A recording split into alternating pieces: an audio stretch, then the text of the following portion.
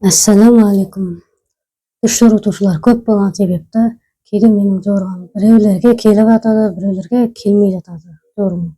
Сондуктан не нерсени эмне үчүн жоритынымды азыр айта кетким келет. Сиздин осы жорулар аркылуу мен сиздин түш жорушуңузбу жок әлде улай эмеспи билүү максатында. От неге жакшылыкка жорулат? От бул дүйнөдө керек кубулус. Тамак пышыруу менен бөлек биздин тутунуп жүргөн ар затымыз оттун көмөгү менен жасалат. Сондуктан түшүндө от көрүү бул күч кубат деп саналат. Ал о дүйнө үчүн от жаман, тозактын башты азабы бул от болмак. Сондуктан ахиретке сеними бар адам ушул от тозактан сактан деген мағына берүү мүмкүн. Пышактын неге экенин билбеймин, жамандыкка жоримин. Бала кезинен солай жоримин.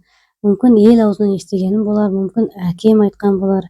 Әйтеуір пышак түсүңдө көрүү бул бир жаман ойдун, жаман адамдын белгиси болмок. Дагы өзүм түшүнбөгөн жоруу бул гыймарат. Гыймаратты кагаз басты проблемага жоримин. Көп кабаттуу гыймарат көрсө адам сонда немесе поликлиникада немесе башка бир жерде кагаздар менен иши бүтпөй жатыр деген сөз. Булай жоруумдун себеби гыймараттар калаада, мини калаларда болгонун жана гыймараттар бирөөнүн үстүнө бири орналашкандан булар түзүлүп турган документтер сыяктуу. Сосын жумуртка. Жумурткада бала кезинен жоруу сакталган түстөрдүн бири.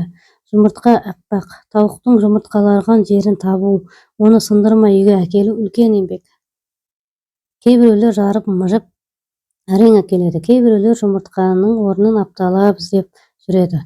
Сондуктан түшүндө жумуртканы көрүү бул кабилеттүүлүк, кез келген іс колуңдан келеді деген сөз.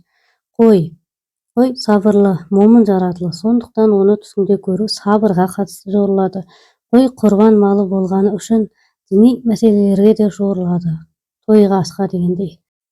Міне осындай жорулардан менің сіздің түш жорушуңда жоқ па сіз біле аласыз деп ойлаймын. Қалған осындай түш жорулардың жалғасын көргіңіз келсе комментарийға плюс белгісін қалдырыңыз.